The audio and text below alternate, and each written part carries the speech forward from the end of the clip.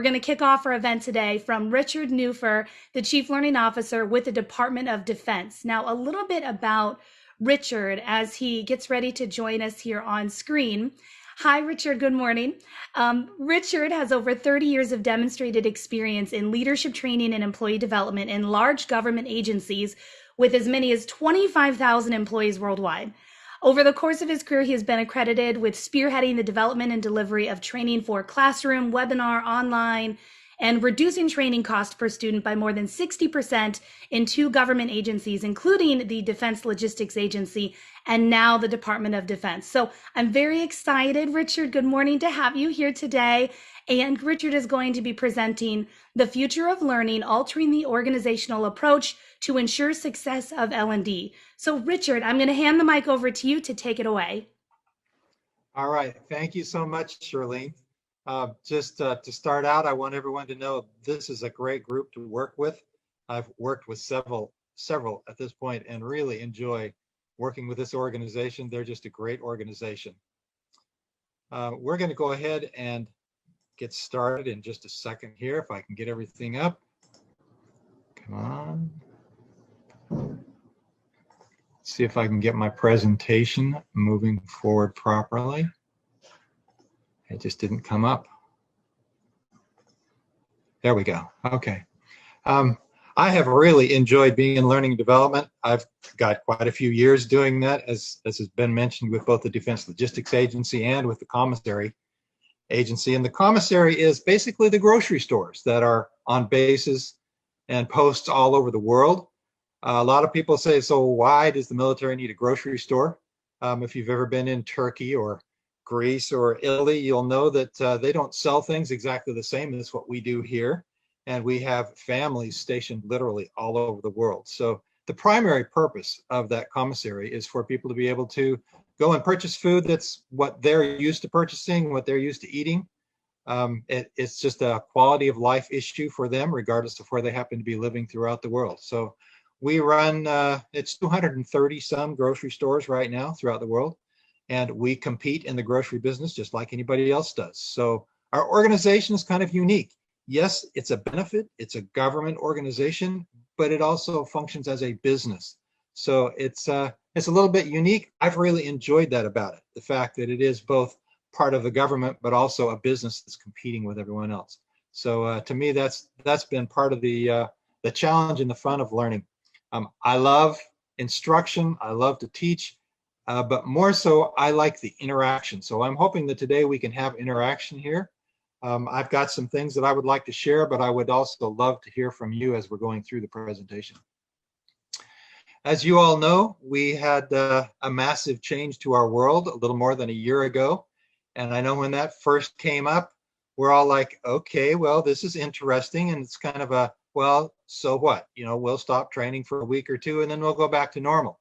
And of course, it started to stretch out. The further it stretched out, the more we're like, something's got to change. We can't just sit back and not continue our training. And so they came and they said, well, you're just going to have to go virtual with everything. And we do leadership instruction. We do team building. We do all kinds of things. And I'm sitting there going, how on earth are we supposed to do that? And the response was, of course, well, you know, figure it out. So that's literally what we did. And I have a great team. I simply went to my team and I said, what are we going to do? And they said, well, let's just take a look at it. Let's figure out how to do what we can do and go from there. And we walked into it with some assumptions because we were doing virtual training. We were using WebEx to some extent at the time. Of course, we did a lot of e-learning already.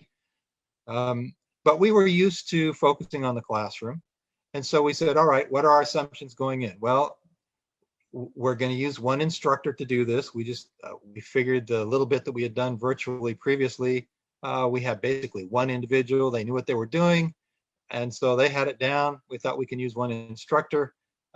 We found it difficult to get engagement. So we thought we would shrink the classes, 12 to maybe 20 people, so that we'd have good engaging classes with our students. And the time frames, we had learned that after about 3 to 4 hours, we would lose our audience. So we said, we'll set things up differently. We'll run it longer, or we'll have homework, or we'll do something so that we can limit the class time to 3 to 4 hours. And of course, we knew there were some things we simply couldn't teach virtually. When you get into the leadership arena, as we got into team building, we're like, there's a lot of things that we do that we simply can't do virtually. And then the group work. We didn't really have a way to do group work. We had tried some things simply previous and just hadn't worked. So we said, okay, we lose our small groups. And just overall, we knew we just couldn't get the engagement that we had had in a classroom because it's so different. And I'm curious to hear from others. What kinds of things did you face as you were looking at this, and assumptions? What were the assumptions that you made as you were walking into it? Like I say, the student engagement was, we made that assumption because we were using WebEx at the time. We did have the raise of hands, and so we would have students do that. But generally, because of the challenges that we had electronically, people were going to have to just simply talk to us on the phone. And so engagement meant somebody, breaking into the conversation and saying something to us. And that was difficult to do. So it really, really kind of dampened the student engagement with what we were currently doing. Charlene, have we got any other comments out there about other assumptions that people made as they were moving into this arena? Not yet, Richard, not yet, but I'll let you know. Okay, I'll go ahead and move forward, but feel free to step in with anything that you thought as you stepped into this arena. We then faced real issues. People having a hard time getting connected. That had always been an issue for us with the virtual that we had done, but now we're trying to do it with several audiences and a lot of different situations. We have people teleworking, so it's no longer just coming from a government facility. And that was just very challenging to us. And then, of course, people dropping off. You're all familiar with that. Somebody's there and then they're gone. They might be gone for 30 seconds. They might be gone for 30 minutes. Sometimes you're wondering, okay, so did they just go get lunch? And you don't know because they just disappeared for a while. I remember my boss used to complain at first when we would drop off until she realized that was just part of what happens. And that has, of course, gotten a lot better over time. But it was a real challenge at first. We have people all over the world, and they're in all different kinds of situations. So some of them are literally on a computer in a warehouse. We had a group, I still remember this, they were out of Japan, and they were in a warehouse there. The computer that they had was just, an old box, and they had a phone. And so that's how they came into our training. We sent them the slides in advance so they could print them off so they could kind of follow along. And that worked kind of, sort of. The problem was we'd be working through things, doing the instruction, and suddenly we'd hear the door open to this room. I don't know what the room looked like. And we'd hear Charlie yelling, "Hey, Sandy, I can't find blah, blah, blah, blah, blah." There was no mute on the phone. It looked about like the phone that you see here on the screen. And so we were dealing with some really old equipment. And that was a challenge, a huge challenge for us. We had to engage IT to start making a difference there. The echo, and you've all experienced that. We still experience that from time to time, although over time, I think both the systems and the people have gotten better. We've learned what to do, how to do it. And so that's lessened dramatically from what it used to be. And then the activities. This to us was our biggest challenge. And I'll talk about these for a second, but as you have other things that you have experienced, challenges that you have experienced, if you would please feel free to share those. When we're doing leadership, there's things that you're doing where you have interpersonal interactions, and those things are very difficult to do virtually. If you can repeat it virtually, it still is a virtual experience as opposed to a face-to-face experience. So the two are not exactly the same. A good example of this was one of our activities that we train is listening. And we talk about the 3 levels of listening. And in those 3 levels, normally in a classroom, we demonstrate them first. So I will get with one of the students and we'll have an interaction where we're talking back and forth. And we actually have the students listen for the three different levels as they observe our conversation, and they annotate that. And when we get done, we talk about, okay, so what did you see? What did I say that was level 1, level 2, level 3? And then we talk about it. Then we put them into groups of 3, where you've got 2 people having a conversation, and then you have a third that is the observer, and they go through the very same experience. But in a classroom, they were all doing it at the same time. You can walk around as an instructor. You can provide feedback to them. How do you do that in a virtual world?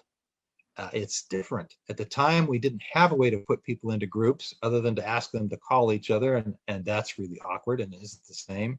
So we tried a couple of things. At first, we tried just doing a demo, similar to what we do in the classroom, and we would have all of the students first observe, myself and a student, and then we would have 2 students get together. So those 2 at least get to experience it, but the rest of the class is just observing. The tools have changed. So now we can put them out into small groups where they actually do the activity on their own. But of course, as an instructor, I can't see, I can't interact. So it still isn't the same, but it's a much higher level of experience for them. And at least they can kind of sort of experience that. The other thing that we have done with those types of things is assign them as homework. If I have a class that runs more than one day, what I can do is assign it as homework. So I can say, okay, today when you go home, I want you to start a conversation with someone, a friend, a spouse, whoever, and I want you to try and use all 3 levels of listening. And then tomorrow when we start out, we'll come back and we'll talk about that experience, how it went, what you learned from it. So that's probably the closest they can come to the real activity. I'm not there with them at the time, but it gets pretty close. And that's one of the things that we learned is, even though it seems like you can't do something virtually, if you start looking at alternatives, you can come pretty close. It's not quite the same, but you can come pretty close. Did we have any other issues that people were facing out there?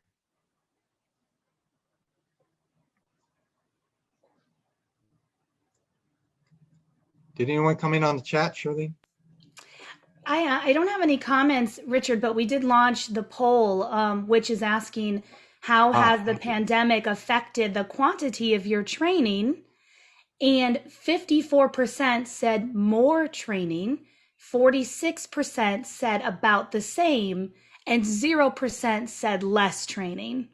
Oh, I love hearing that. That's really interesting because, we kind of make the assumption that it's going to stifle things. And the reality is that once we learned how to do it, it really hasn't. And in fact, what we'll talk about in a second here is the strategies change and you find you have to do some new things. So I am not surprised that, in fact, they are now doing more training. Part of the thing is you're not spending as much money, at least doing it virtually. And so that's no longer a barrier. It allows you to move forward and do some things that you wouldn't have been able to do previously. So let's talk about what we have learned.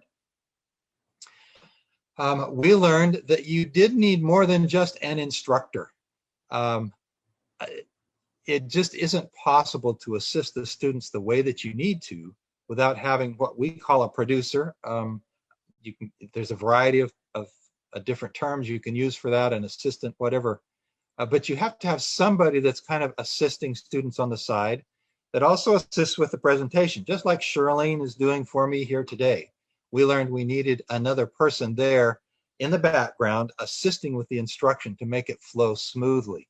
And that just makes a huge difference in the presentation. It's not so choppy, it doesn't feel broken up. And you're able to engage the students so much better when you have that additional person.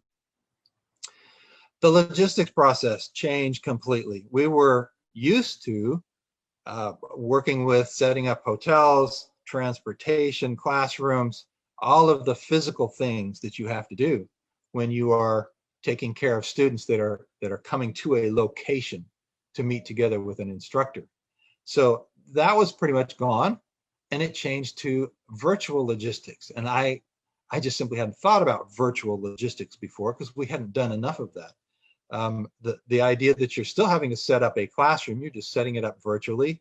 You still have materials that you have to worry about. Most of those we have gone virtual with. A lot of them we had already been doing virtual, but some are still physical because of the way that we engage the students and the way that the materials are set up.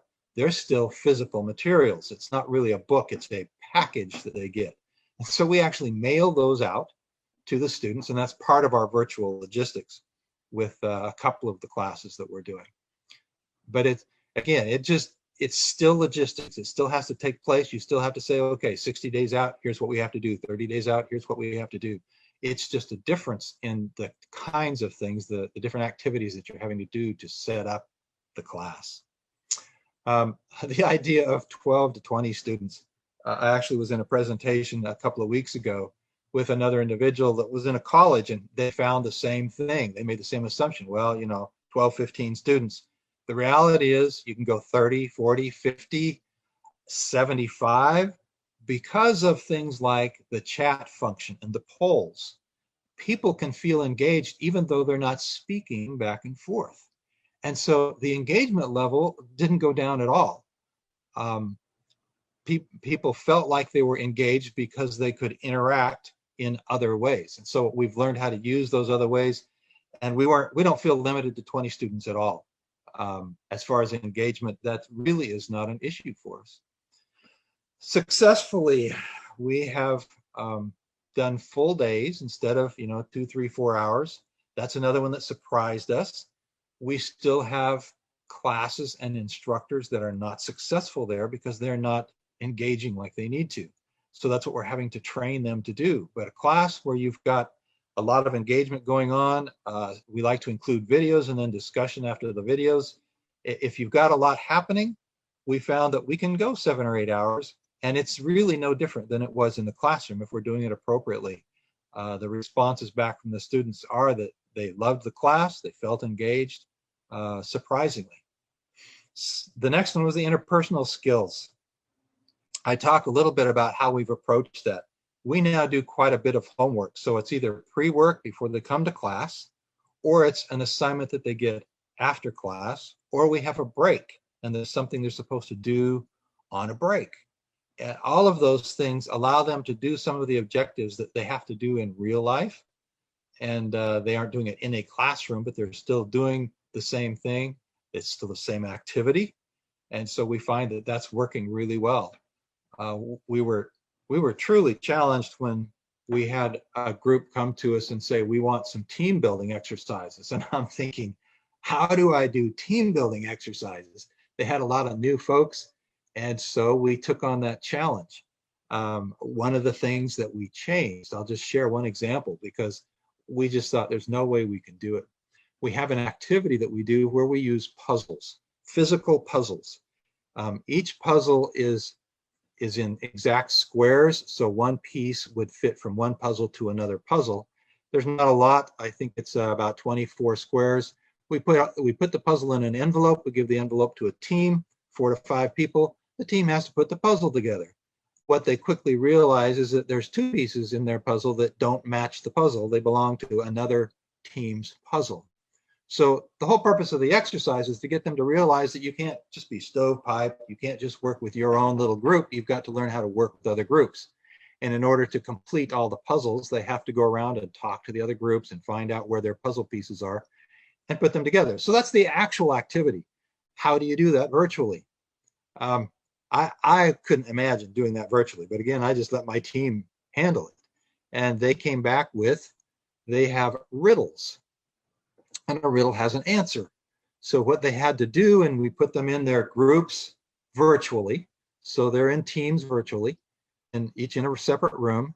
And they have their riddle. They have to figure out what the correct answer is to their riddle. And then they literally go out of their group virtually and into the other groups because each group has an answer that isn't theirs. And they have to go find the answer to their riddle from another group. So it's very different, and yet it's the same objective. So that was the challenge, is how do you take some of these things and shift them so that they work virtually? Another thing that I love about what's happened is how they have advanced the programs for training in IT. Our virtual tools are so much better today than they were when we started into this over a year ago. I almost feel like they were archaic when I compare what we can do now to what we could do back then. Everything runs so much better. The idea that you can have teams and how you can work with those teams and what you can do in those groups. The video streaming that we have now works so much better than what it did over a year ago. We had 3 or 4 platforms back then, to include a government platform, that just did not work very well. And what we're using today works so much better. It's still challenging. For example, with us in the Department of Defense, we still can't use Zoom. So we have a group from the outside that wants to use Zoom, and we have to figure out how to do that because it's not one of our platforms. And IT's worked with us, so even when we have challenges like that, we're figuring those out. We're able to do those things, and it's working a lot better. I'm curious to hear about other people's student evaluations and what's happened over this past year in the student evaluations. Do students feel like your classes are still equally good? Do they feel like they've lost something? Do they feel like maybe they're even better? I know we have found in the Department of Defense that it's basically the same. We had excellent face-to-face instruction, and we've worked with that to the point where our student evaluations are just as good now as they were back then. We get a lot of really positive comments. It's the same things we used to get. Can't believe what I learned here. I'm going to take it back and try it. We'll get emails 3-4 days later about things that they have done on the job, that they learned at work, and how wonderful it is. So we've actually found that at this point, there's not really a difference as far as the student's viewpoint and the impact they feel the training is having. I'm just curious as to how that's been with other individuals. Charlene, have we got anybody that's come back on that particular question? No, not that particular question, but some people have shared what they learned when we went virtual, right? So Ah, some people said we learned to be creative with engaging learners. Someone else said we learned that training could be created quicker, faster, and rolled out in real time. And then someone else had talked about a lot, there was a large amount of rushed training to prepare the team for virtual work at the beginning of the pandemic. But once that was done, things kind of went back to normal. So I don't know if you have any thoughts about that. uh, yeah, it was crunch time when we first went into it. Um, I didn't have developers that were used to developing virtual training. I didn't have instructors that were used to instructing that way. So that first 3 or 4 months, just very hectic, trying to get things up and running. Scary as could be when you launch something. How's it going to work? What are the students going to say? And like I say, surprisingly, it went quite well. And over a very short time, we got much better at it. And I agree, it's much quicker and easier. It doesn't take the amount of effort to do today that it did 6 months ago. So those are great comments. Key aspects for success. Um, One of the things that I recognized about 2 or 3 months ago is things are eventually going to go back to some sense of normalcy. We don't know what that's going to look like yet, but I needed to start preparing for that. And I talked with my HR director and decided that we needed to actually make a presentation to our top managers. The key things that you have got to make sure that you are doing is aligning with business goals. We had changes in business goals over the year. And so we had to make sure that we were adjusting according to that, because it wasn't just learning that was having to adjust to the whole COVID situation. It was our entire business and how we were operating. We had to make sure that our top leaders understood what our challenges were and were providing support. Our IT group has been great to provide support to us because the top management said, we understand that's one of your challenges. And so we've been working with them, and that's been a really positive situation. The tools, we've learned how to use them, but they're changing literally as we use them, and making sure that we have good tools. The Defense Department provides a tool to do this, and it's very poor. So we had to look other directions. Fortunately, they allow us to use a couple of others that are working really well for us. And then finally, just making sure the students know how to use everything. Again, we have people all over the world. They're at all different levels of ability when it comes to using a computer and using software. So we start every class with basically a little training session. Okay, I want everybody who's done thus and such to raise their hand. So everybody raises their hand. We have everybody put their name in the chat right at the beginning. It does two things. One, it helps them to understand how to use the chat function, because there's a lot of folks that, I've got some guys down in Guam in a warehouse. They've never heard of a chat function. They don't know what that is, but they're learning.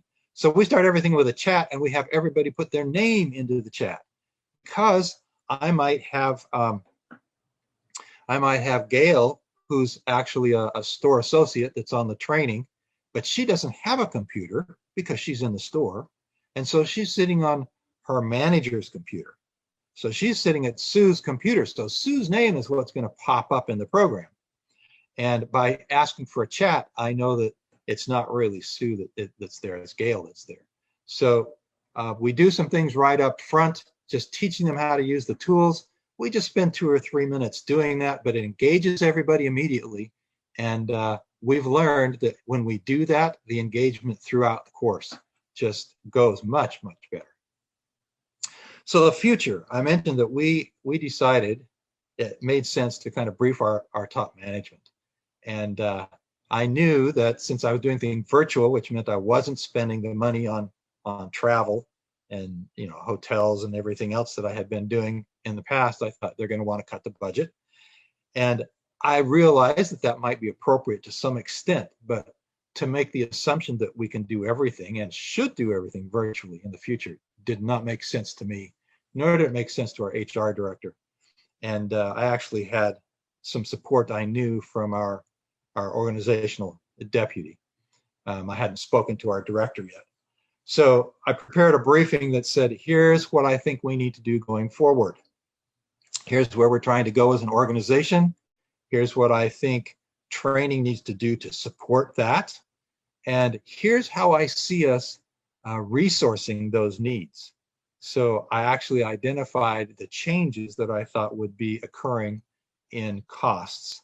And I told him, I said, I don't know the future, but I'm doing my best to predict it here. And this is what I'm seeing. This is what I'm estimating and assuming. And then we had that conversation. And I was so glad that I'd had it. I learned from our resources department that they were already looking at cutting my dollars for the travel and those kinds of things.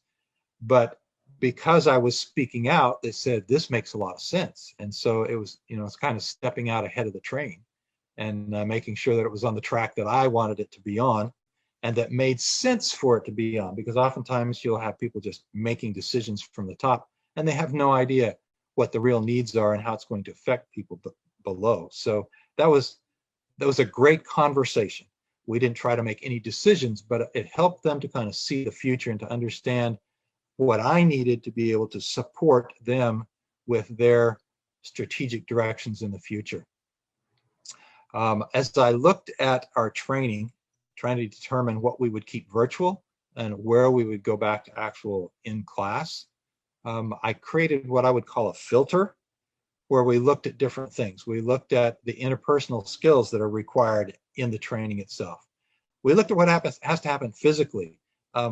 Because we have grocery stores, part of what we're training managers to do is how to maintain and organize their department. So in real life, we have them going to the store that's next door to our facility. They actually go in and they tear down a whole produce section and set it all back up again. So that they understand everything and the standards and requirements that are involved in that. So there's physical skills sometimes involved. You cannot get the same objectives accomplished if you're trying to do that virtually. I can show them how, I can tell them how, but it's not the same. And then finally, we said, there's some things that are just simply knowledge. You're teaching a process, a procedure, you're teaching facts. Some of that can just go e-learning. Some of that, it does make sense to still do it in a real-time virtual situation. So we approached all of those, and that's how I had made those decisions. And I think we'll continue to use those types of decision points moving forward. I wondered if we had anybody else that has been looking at the future and what your thoughts might be as we look to the future of your organization, if you've looked at how you're going to address training, et cetera. Hi, Richard. I just needed to pop in because we are at time, and I wanted to see if you was there anything else that you'd like to mention. I will, if we get more questions and comments, get those over to you. Interestingly enough, as we left the poll open, less training went from 0 to 12%. So Uh-huh. perhaps a few people heard you and thought, "Oh, I better vote so that a Yeah, just to let us representative." know that there are some that are doing that. Good. I appreciate hearing that. Just Mhm. my final thoughts are you just absolutely have to look at the future and look at your strategies and goals of the organization. If you're supporting those, then you will be successful. Mhm, mhm. Perfect. Well said. Well said, Richard. And for sure, a few moments there, I was thinking, man, if I just had Richard's magic 8 ball, I would be able to have some answers there. You Yeah, had some thank you. wonderful references there. And I thank you again, Richard.